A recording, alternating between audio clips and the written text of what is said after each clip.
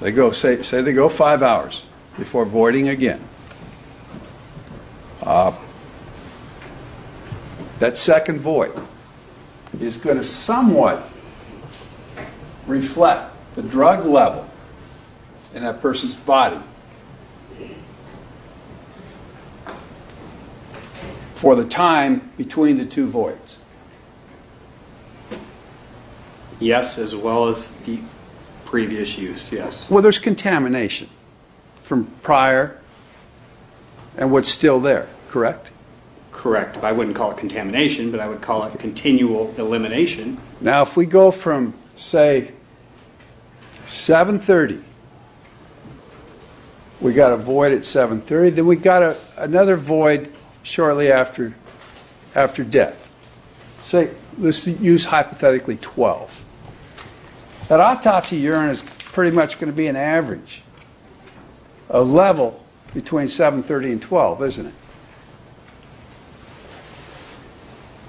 I guess I'm having troubles with your question of average concentration. I mean, the concentration is what it is, and I'm not understanding this line of questioning in regards to. Well, I'm having troubles following. So let me explain it this way: if you void at 7:30, and say you've basically eliminated, 95, 99% of the urine that's in your body, the urine that is accumulated after that is in equilibrium with the system during the period of time that it accumulates, isn't it?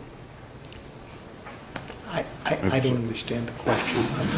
I'll sustain. Okay. I think you're going to have to re-ask it, please. Okay, let's assume you get a couple drops at 8, a couple drops at 8:30, a couple drops at 9. All these drops, when they add it up, they're kind of an average of what you've, for over the period of time that you've accumulated it, isn't it? Objection big. Drops of what?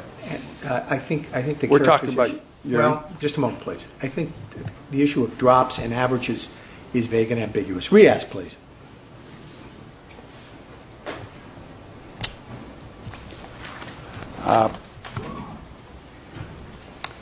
The person voids at 7:30, doesn't void again, and then gives a urine sample, which we've got approximately 500 cc's. That pretty much reflects what was accumulated in the bladder between 7:30 and time of death, doesn't it?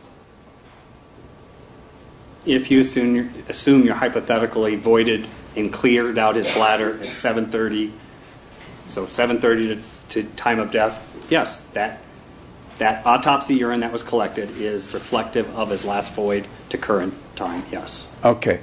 And that urine would be in equilibrium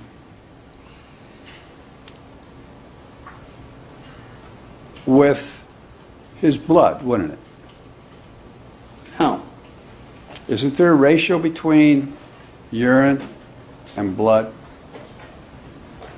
Sure there is, but I think you're kind of going out of the scope of my expertise. Okay.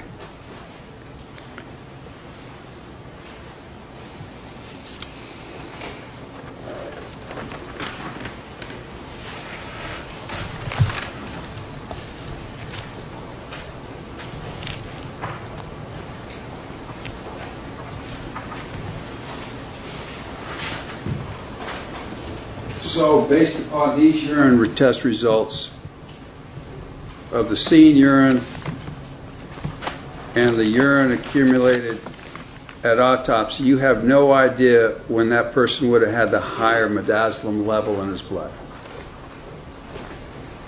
Just from the urine results, no, I would not.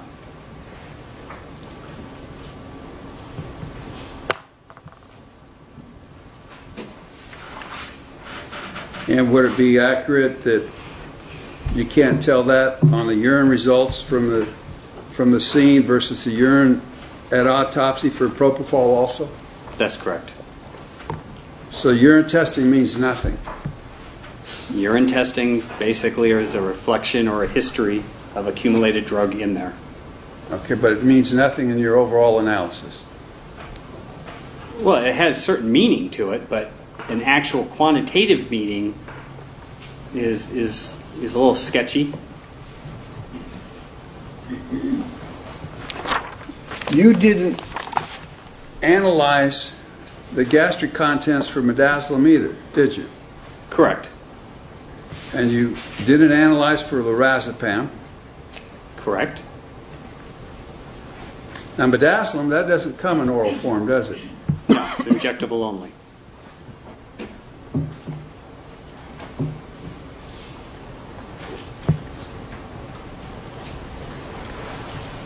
Okay, and you did an analysis of the, I'm putting on Exhibit 170.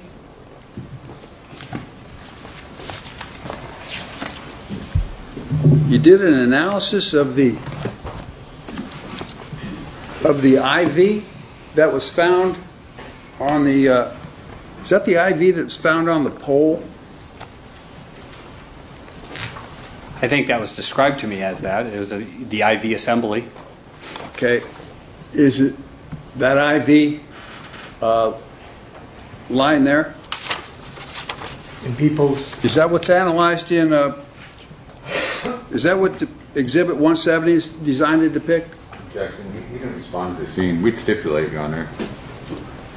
yeah, I don't think the witness knows what may be depicted in a particular photograph. If counsel want to stipulate, that's I think fine. the record's already clear. It's already been testified to what that item is and that it was booked into evidence. So Okay. All right, in what exhibit, please?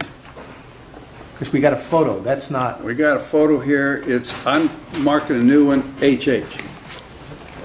Okay. Photograph hotel. Now, that is that called medical evidence 2 in your analytical findings? Yes, it is. And your analytical findings mean that in this saline bag here, there was no propofol whatsoever. That's correct. And in the tubing leading down to the Y port, there was no propofol whatsoever. That's correct. Did you analyze it for lidocaine? Yes. And there was no lidocaine either. Correct. The only place you found any propofol was in the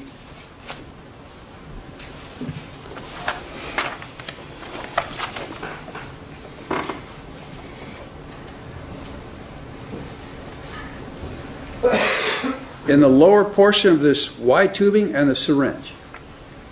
Correct. We found propofol, lidocaine, and flumazenil. Okay, how much did you find? We did not quantitate it. Why wouldn't you quantitate it? we will be asking the court to take judicial notice, Your Honor, of the previously discussed. All right. At this point, we will defer that. The question is pending, and you may answer it. One, we didn't feel it was relevant at that particular time. Two, we didn't exactly have a standard operating procedure to quantitate fluids from medical evidence as such. So am I correct in assuming you cannot tell the proportion of lidocaine versus propofol in that solution? No.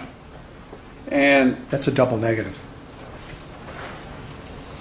you cannot tell what proportion lidocaine versus propofol was in that lower line. Is that correct? We cannot tell the proportions, no. Okay. And you cannot tell what the proportions of lidocaine and propofol were in a syringe. That's correct. Now, in each of those items, I guess it's labeled up there as 159 and 158. The Y port and the syringe. They each have flumazenil. Is that correct? That's correct. Now, there was no flumazenil in the IV bag or the IV line. That's correct. Do you know how the flumazenil relates in proportion to the lidocaine and propofol? Objection vague. Do you understand it? Yes, I can't. Overruled. You may answer it. I can't tell the proportions of any of the three drugs with the analysis that we performed.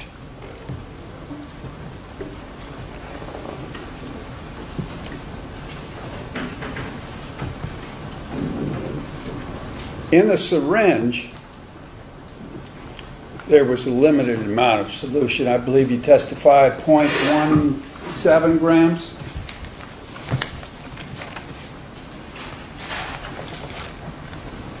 .17 grams, you're correct. And so was that a complicating factor in determining the proportion? No, it's certainly a limiting factor. It's a very small amount. We're talking 4 drops. That would make it difficult to determine what the proportions were. Of drug in that solution, yes. Okay, now, with respect to item number 158, below the Y port, there was no limited amount of fluid there, was there?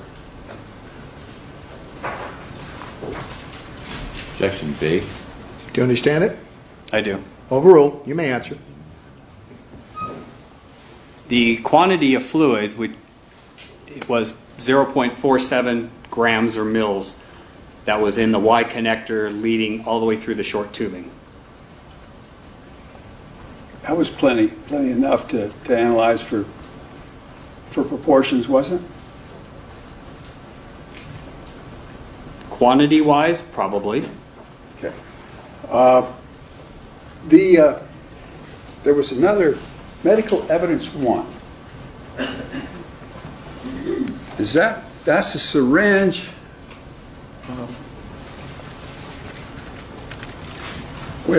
That's the syringe that Investigator Fleet found in the bedroom without a needle on it? That's correct. The barrel and the needle were separated. Well, all we had was the barrel of a syringe. Is that correct? Actually, we had the barrel as well as we had a needle. It came as 2 parts. I think Ms. Fleek changed her mind on that, Chair. Objection argumentative, Your Honor. The objection is sustained. And this witness did not go to the crime scene. Thank you. I'm sustaining the objection. Ask the question, please. Your records indicate that the needle and the barrel were separate?